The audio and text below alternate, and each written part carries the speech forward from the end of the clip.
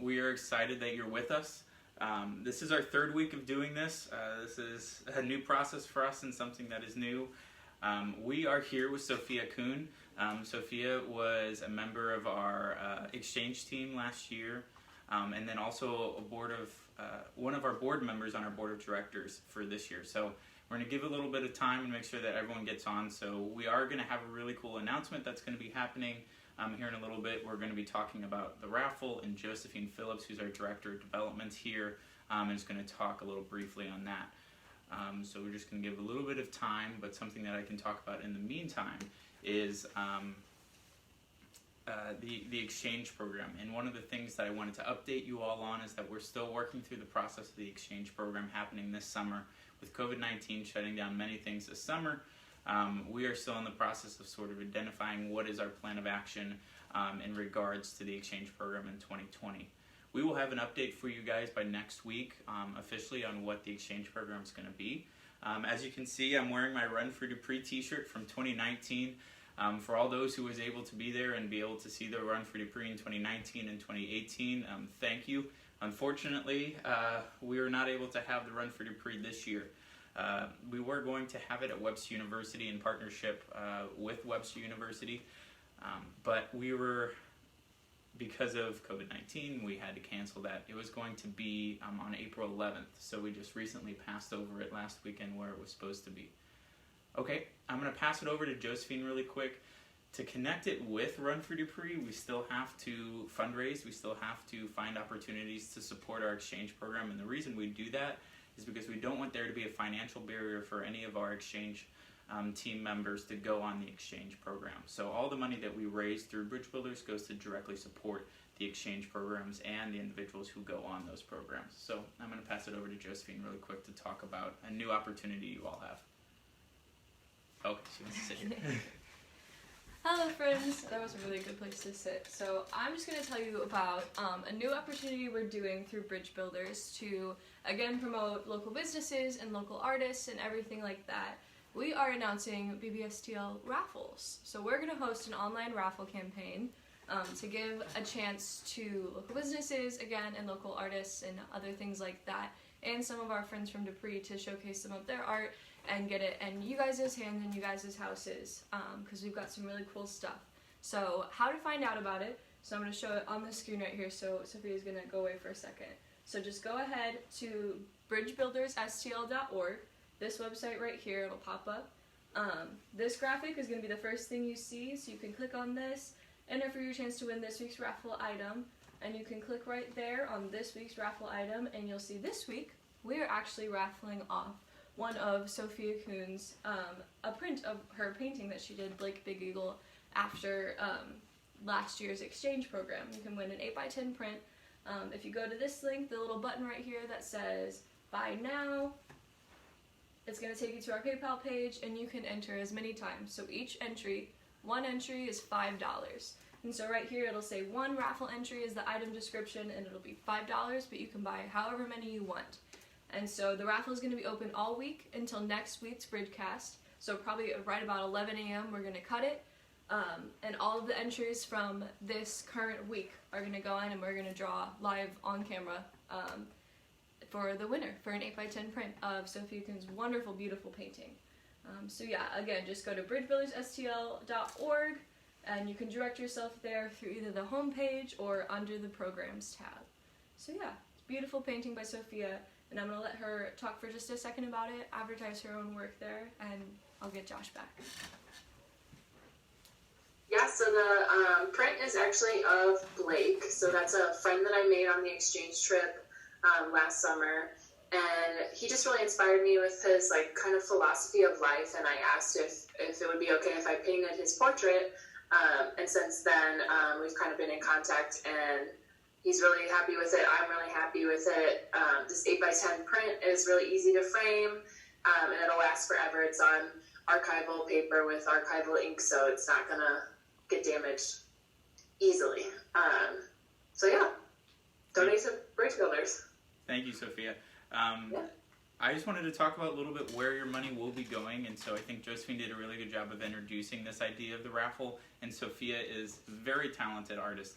that we want to continue to support in our communities. And one of the things that we've been trying to do within Bridge Builders is support artists and give them a platform to sell their art from. So I want you all to know that when you give your $5 or however many dollars to enter the raffle for Sophia's painting, not only does that money go to support the exchange program, but it also goes to support the artist who's showcasing the art. So in addition to Sophia, every week we'll be having a new raffle item, and that raffle item will also, the money that will be spent towards the raffle will go to support the artist that it is showcasing as well. I'm going to talk a little bit less now, and I'm going to start to pass it over to Sophia. I wanted to introduce Sophia really quick as a really close friend of mine. I recently had an opportunity for somebody to ask me who is like somebody who's a very close teacher of mine, and even though Sophia and I are colleagues on a lot of levels, she happens to teach me quite a bit from day to day. We've had opportunities to be in class together, and that's where we actually met, and for me to invite her to join us on the exchange program. The first question I have for you, Sophia, is can you tell us a little bit more about your work within Webster University and your work in St. Louis? Yeah, so I'm actually in my last few weeks at my years of study at Webster, which has been kind of crazy lately. But I feel really lucky. I feel like I've been blessed with lots of opportunities at Webster. So first and foremost, I'm a painting major, but I have a minor in human rights. And our human rights department at Webster is just outstanding, and I feel really lucky. I've also had the opportunity to kind of link the two disciplines, which to me seem very obviously inseparable. But I've been able to present work through my writing, through my art practice, through presentations at school, and also by directing and curating a student art show that kind of combine all of my interests, specifically with the arts and with human rights. So with the student exhibition, that's kind of where we kind of really wanted to branch out past the boundaries of Webster's campus and go into the community of St. Louis. So sort of our attempts at doing that were to open it up to any student at Webster. Typically, art exhibitions are reserved for art students, but we kind of wanted to break down hierarchies on campus and in the arts in general and open that up. And then also we hosted the event at our Gateway campus, which is downtown, so that it was more easily accessed by the general community of St. Louis and our Webster folks who live downtown. So yeah, I think that was really successful and a really amazing opportunity for myself to learn and grow from that. I think it was a really cool opportunity to see it. Me and Joe had a great opportunity to sort of stop by and see it at the gallery, and I know you guys did a really good job in regards to that gallery. So I wanted to also talk about how that sort of connects with your involvement with Bridge Builders. I know we're going to talk about a little bit later in the interview some of your really exciting research having to do about the intersections of human rights and the arts. But can you give us just a little brief overview on your involvement with Bridge Builders? Yeah, of course. So last summer I was lucky to go on the exchange program. And then in the fall I became a member of the board of directors. It's been really interesting just for me personally to see how my involvement with Bridge Builders and my position there has influenced my artwork and vice versa. So obviously the exchange trip inspired that portrait of Blake that's up for the raffle this week. But kind of on a broader scale, the trip really encouraged me to look at my work as a whole and my practice as a whole and think really critically about what I'm making and how I'm making it.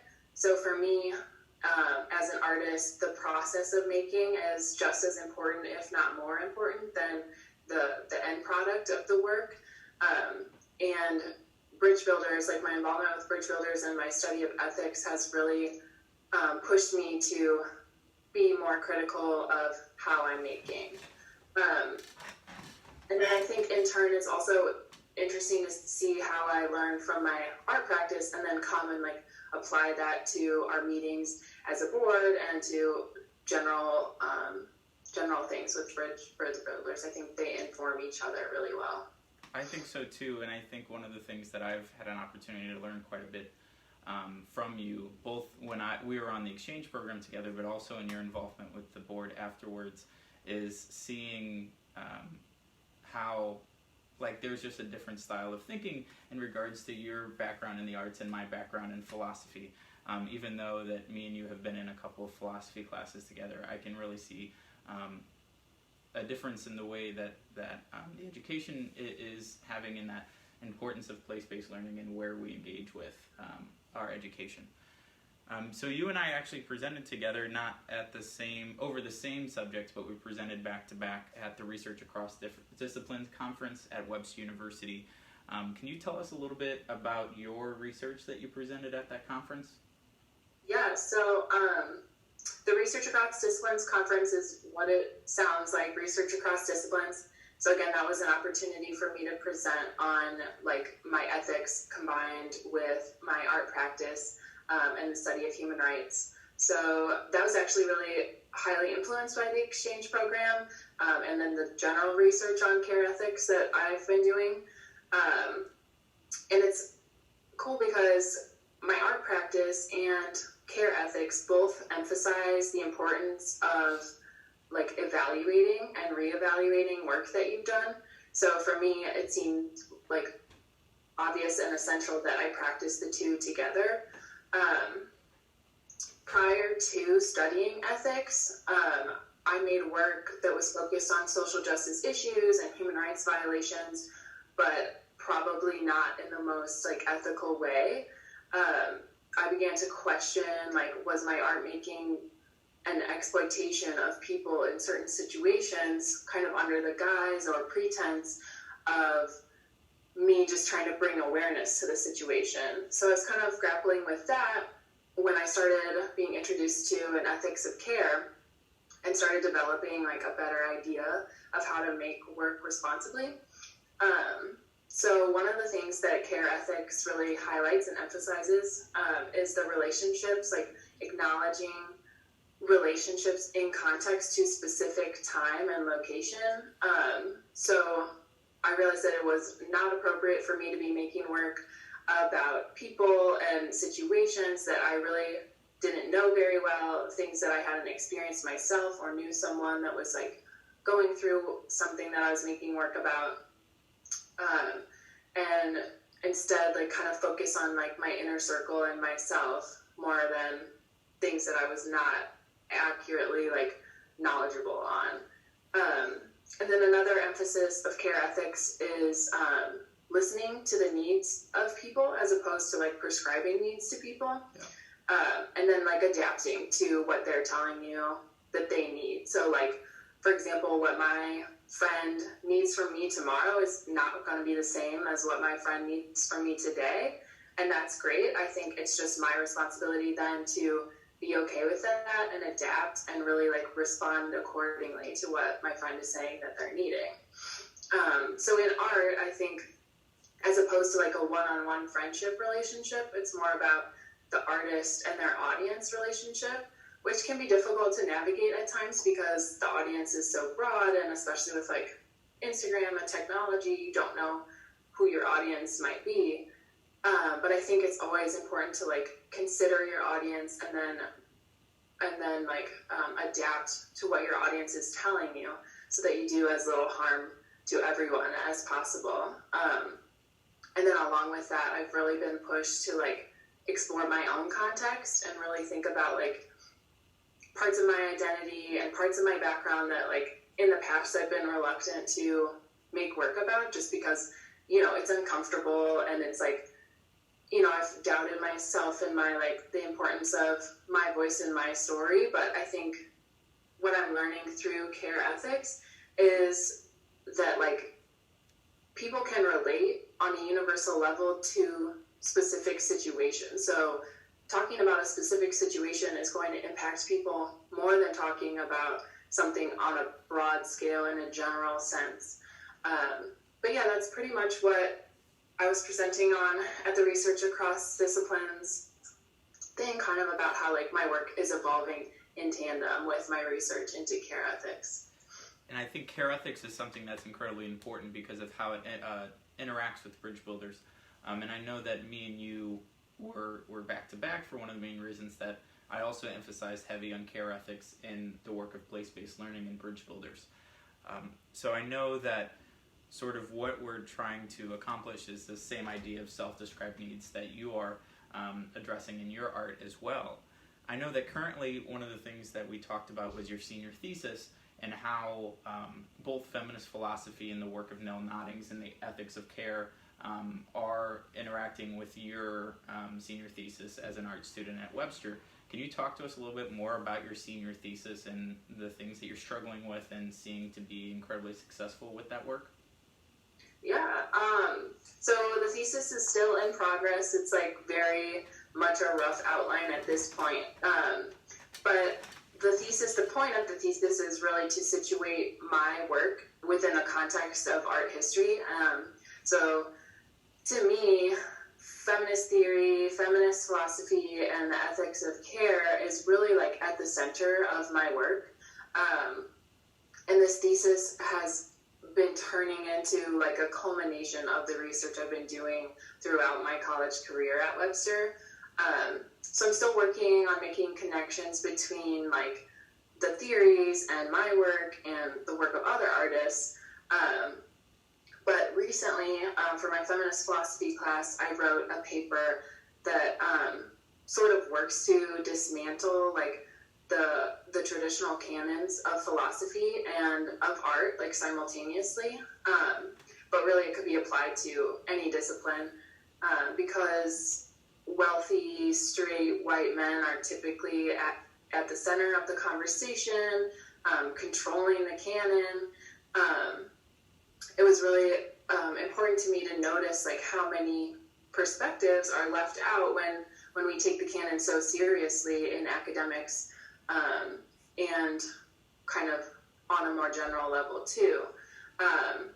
That's not to say that those voices and those works that are already canonized like should be like canceled or not spoken about, because I think what I've learned also with my feminist philosophy studies is that we don't need to, as Patricia Hill Collins says, like we just need to work to pivot the center. It's not about decentering anyone.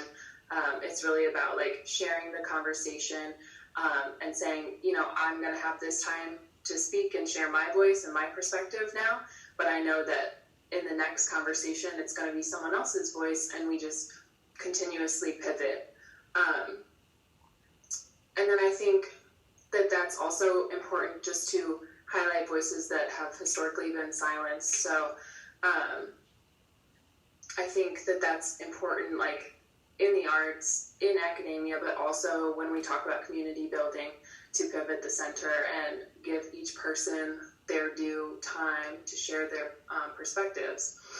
But I think that, so for my thesis, like it's kind of almost a response to that paper, as a way to kind of start filling in the gaps of the canon and to start kind of like creating this new path for art history that combines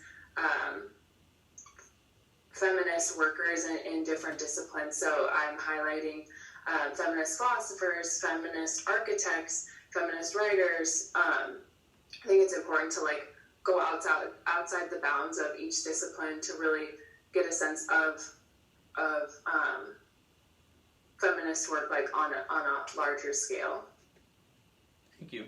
And I think that work is incredibly important, and I'm looking very forward to reading your thesis once it's done. The next question that we have is sort of shifting back to the art community in regards to your research. What direction would you like to see the art community take if you had something to say, and one direction you would have to push with the art community to take going forward? Yeah, I would really love to see artists kind of take more responsibility for the impact that their work has. I think that I strongly believe that, you know, art, it has real implications for real people. And we're not talking about hypotheticals here. This is like practical stuff. People are experiencing art, and that really impacts them. So unfortunately, my research has involved a lot of cases where artists like have a high disregard for their audience, and they make work and they don't take responsibility for the impact it has on audiences and communities. And I just really think that that's unethical and not fair. So on the other hand, it is encouraging to see artists working, as they always have, to uplift their communities, and to highlight voices that are traditionally suppressed. So I think that that's what I would influence the community, if I could, the art community, to continue to take responsibility for their impact and be critical thinkers about, what is this work saying? What is it doing in real time, in real life, in real communities?